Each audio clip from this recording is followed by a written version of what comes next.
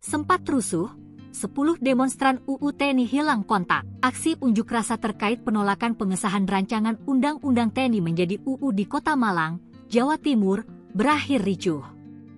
Bahkan dikabarkan terdapat 10 pendemo hilang kontak dan sejumlah aparat luka-luka. Diketahui, aksi massa yang menolak pengesahan RUU TNI di depan gedung DPRD Kota Malang sempat memanas pada Minggu, 23 Maret 2025, malam.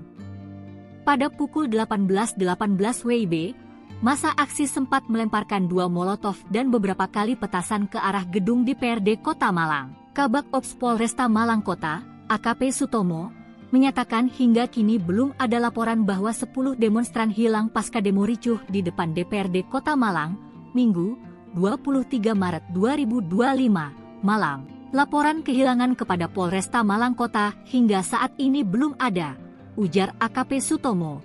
Senin, 24 Maret 2025. Aksi demo menolak UU TNI yang dilakukan massa arek-arek Malang turun ke jalan di depan gedung DPRD Kota Malang berujung rusuh.